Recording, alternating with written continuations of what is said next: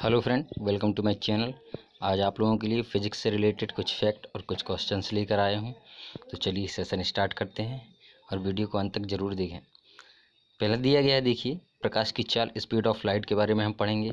इसके बाद पढ़ेंगे विभिन्न माध्यमों में प्रकाश की चाल कितनी होती है और किन किन माध्यमों में हमें प्रकाश की चाल पढ़ना है। फिर है प्रकाश से संबंधित जो सिद्धांत दिए गए हैं जिन वैज्ञानिकों के द्वारा, वह पढ़ना है। फिर है विभिन्न पदार्थों में ध्वनि का वेग क्या है, यह पढ़ना है। इसके बाद है तापक्रम मापने की कुछ यूनिट्स हैं, इकाइयाँ हैं, और ये लिए कहाँ से गए हैं, किस वैल्यूज़ में इनको मापा जाता है। तो यह सभी कुछ आज हम देखेंगे। चलिए सेशन स्टार्ट करते हैं। दिया गया है कि स्पीड ऑफ लाइट, प्रकाश की चाल। सर्वप्रथम रोमर नामक वैज्ञानिक ने बृहस्पति ग्रह के उपग्रहों की गति को देखकर प्रकाश का वेग ज्ञात किया था। उसने बृहस्पति ग्रह के एक उपग्रह में लगने वाले दो ग्रहणों के बीच की अवधि प्रकाश का वेग सबसे अधिक निर्वात में होता है। निर्वात में प्रकाश की चाल का सर्वाधिक स्वीकृत मान 1,86,310 मील प्रति सेकेंड या 2,99,776 किलोमीटर प्रति सेकेंड या फिर 3 × 10⁸ मीटर प्रति सेकेंड, ये तीनों वैल्यू एक ही हैं, होता है। किसी पदार्थ में प्रकाश की चाल निर्वात से कम होती है। निर्वात की तुलना में हवा में प्रकाश की चाल 0.03% कम होती है, पानी में 25% कम व कांच में 35% कम होती है। देखिए, निर्वात का मतलब वह होता है वह क्षेत्र जहाँ पर हवा नहीं होती है, तो वह निर्वात कहते हैं हम उसे।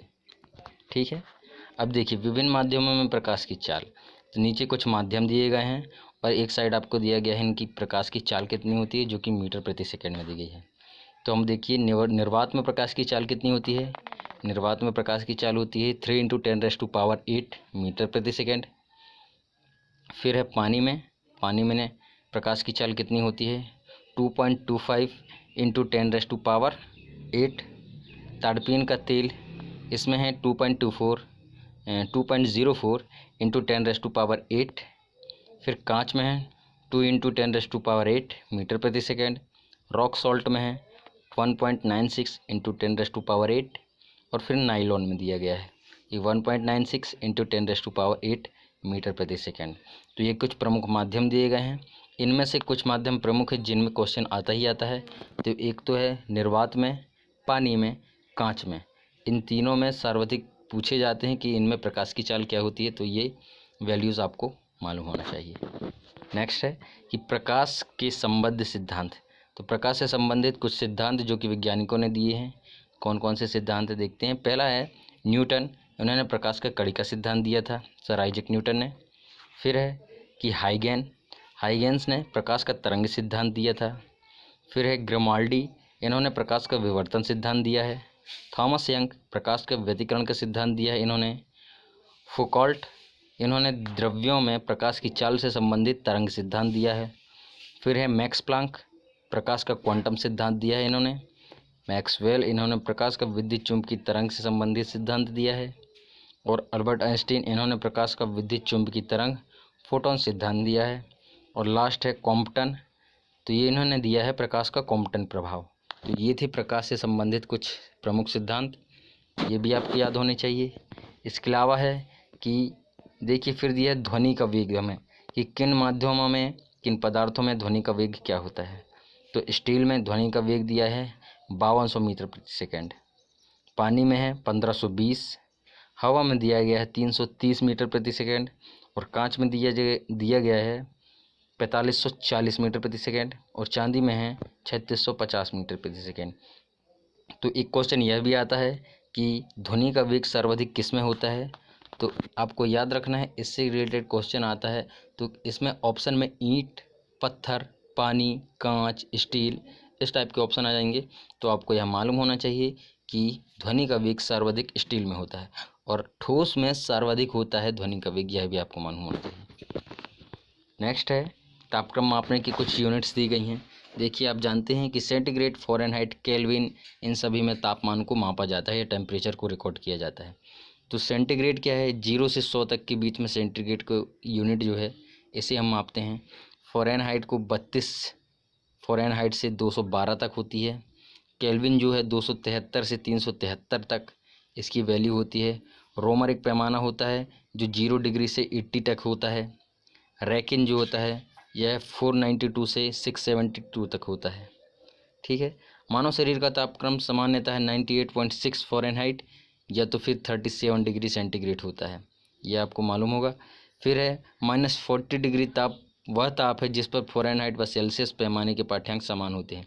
देखिए बहुत ही इंपॉर्टेंट फैक्ट है यह क्वेश्चन फिजिक्स में काफ़ी बार पूछा भी गया है कि वह ताप बताइए जिस पर फ़ारेनहाइट और सेल्सियस पैमाने दोनों के पाठ्यांक समान होते हैं। तो मालूम होना चाहिए आपको कि -40 डिग्री वह ताप होता है जिस पर फ़ारेनहाइट और सेल्सियस पैमाने के पाठ्यांक समान होते हैं। ठीक है। नेक्स्ट है कि 547.25 डिग्री ताप पर फ़ारेनहाइट एवं केल्विन पैमाने के पाठ्यांक समान होते हैं।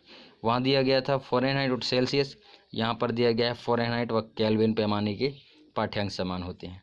फिर है -25.6 डिग्री ताप पर फ़ारेनहाइट और र्यूमर पैमाने के पाठ्यांक समान होते हैं। फिर दिया गया है -0 डिग्री ताप पर सेल्सियस व र्यूमर पैमाने के पाठ्यांक समान होते हैं। ठीक है।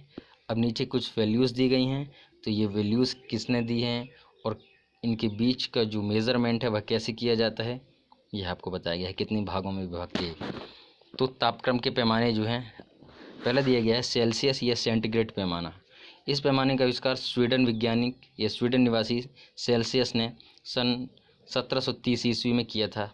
इसमें हिमांक को 0 डिग्री सेंटीग्रेड व भाप बिंदु को 100 डिग्री सेंटीग्रेड मानते हैं। इनके बीच में तापांतराल को 100 बराबर भागों में बांटा गया है व प्रत्येक भाग को 1 डिग्री सेंटीग्रेड कहते हैं। तो जो हम सेल्सियस पैमाने का यूज़ करते हैं वह उस देश के स्वीडन देश के निवासी जो हैं सेल्सियस साइंटिस्ट उन्हीं के नाम पर रखा गया है। फिर है फ़ारेनहाइट पैमाना। इस पैमाने का आविष्कार जर्मनी के फ़ारेनहाइट नामक वैज्ञानिक ने किया था सन 1717 ईस्वी में।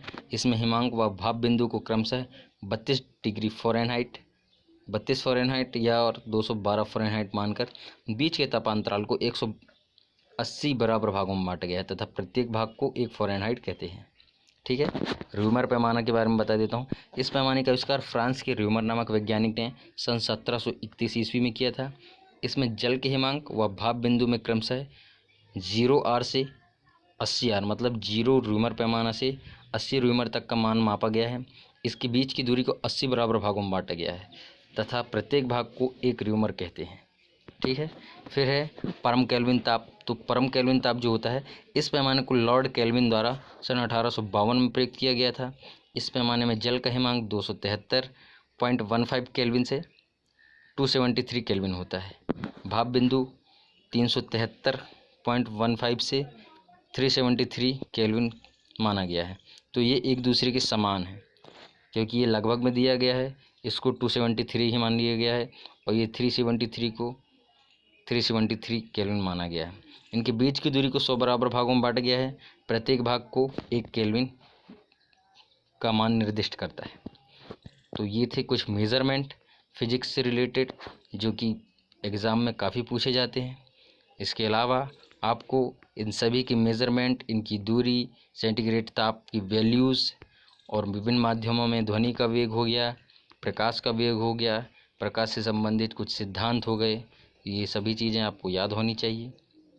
यदि वीडियो पसंद आया हो तो वीडियो को लाइक शेयर ज़रूर करें और चैनल को सब्सक्राइब करना ना भूलें। Thank you.